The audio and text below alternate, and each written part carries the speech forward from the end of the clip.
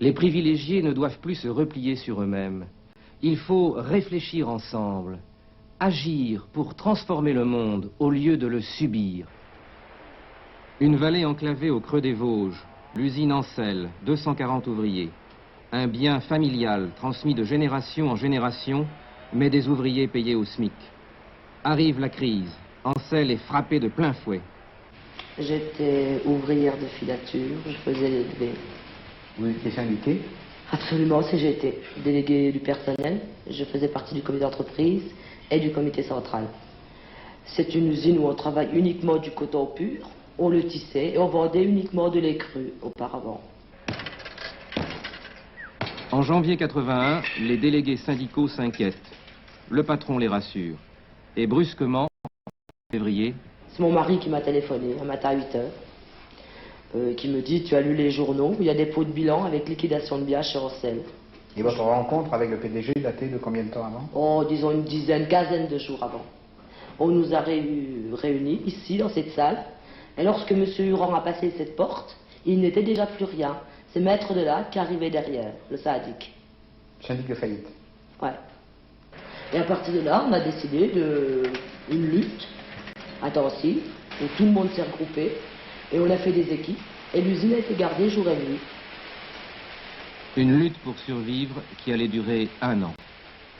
Le 6 mars 81, donc très peu de temps après, on a rencontré Benoît Barterotte pour la première fois. Qui est Benoît Barterotte? Benoît Barterotte est PDG de Esterel, maison de couture à Paris. On l'a rencontré pour la première fois par le biais du député. Benoît Barterotte a dit: moi j'amène mon savoir-faire, donc la marque Jacques Esterel, qui est très important. Sans cette marque, je crois qu'on n'aurait pas pu redémarrer. Puisque nous filons le fil, nous le tissons ici, du tissu qui sera teint à l'extérieur, qui sera revenu ici, pour la confection Jacques Esterel, justement. Et je crois que sans cette finition de confection, on n'aurait pas, parce qu'on est cru, nous ne sommes pas rentables. On a eu la chance de tomber au moment des élections, je crois que ça nous a beaucoup aidé. Ça nous a beaucoup aidé. Sans ça, je crois quand même qu'on n'y serait peut-être encore pas ici. Donc les activités ont redémarré le 18 janvier 82, avec 10 salariés seulement. 10 salariés, ça a été repris petit à petit. Aujourd'hui nous sommes 60, plus 30 personnes en formation. L'usine tourne, qui prend les décisions? Vous avez un directeur? Monsieur Lebouf est son directeur.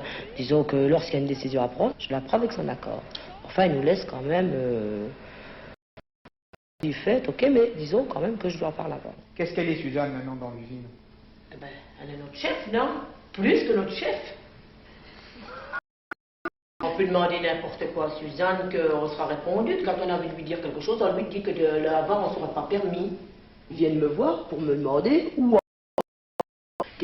Et eux sont conscients, ils sont responsables de leur salle, ils sont conscients de leur travail, et on leur fera toute confiance, on n'est pas en prêt pour voir ce qu'ils font. On a eu un petit conflit l'autre jour pour les salaires, ça n'allait pas, je leur expliquais que s'il y avait ça, c'était pas pour les emmerder, hein, en étant poli, mais c'était pour bien leur expliquer que l'usine redémarre, qu'on ne peut pas se permettre de donner des salaires aujourd'hui énormes, et ils l'ont très bien compris. Le rendement est plus grand aujourd'hui qu'avant, ou bien c'est l'inverse? Bah parce qu'on a envie que ça continue à tourner, alors on fait notre possible de faire plus de production.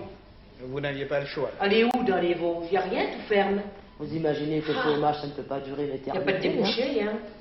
Pensez qu'il y a des gens comme Marcel, comme à Soule, il y avait la femme, le fils qui travaille, les familles complètes qui travaillaient ici. Écoutez, c'est quand même pas rigolant, hein. C'est pas rigolo. Aujourd'hui, ils sont là, c'est grâce à eux, victoire à personne d'autre.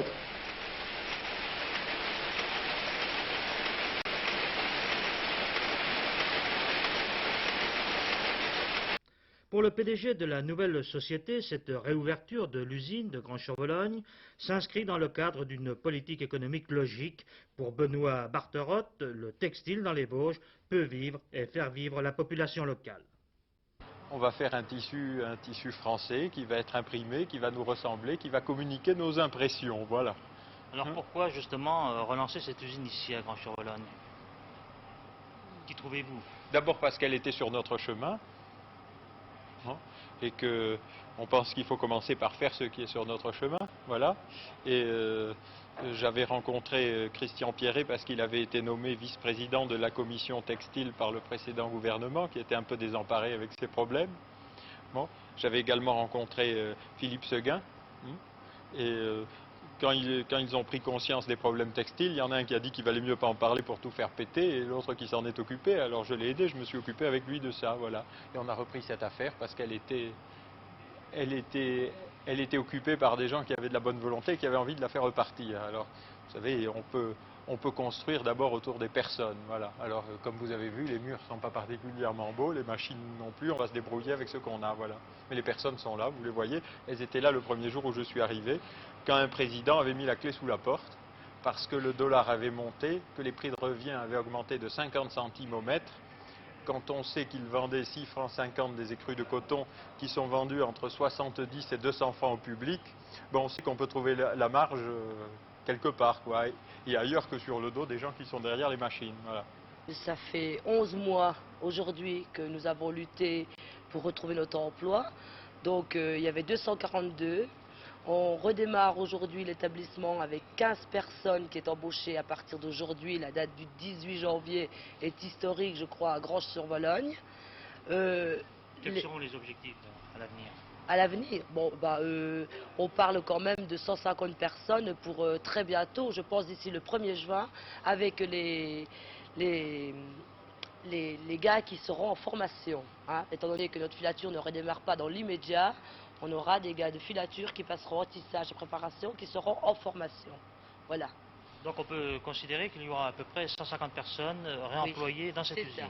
C'est ça, absolument. Cela dit, monsieur le député, on rouvre cette usine avec quel argent?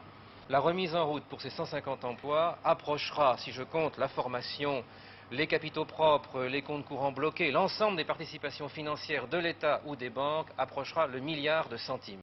C'est donc une opération historique, c'est vrai, car c'est la première fois qu'en Lorraine, voire même en France, on rouvre, moins d'1 an après, une entreprise textile de tissage et de filature. C'est pour ça qu'aujourd'hui, il y avait beaucoup de joie à Granges-sur-Vologne.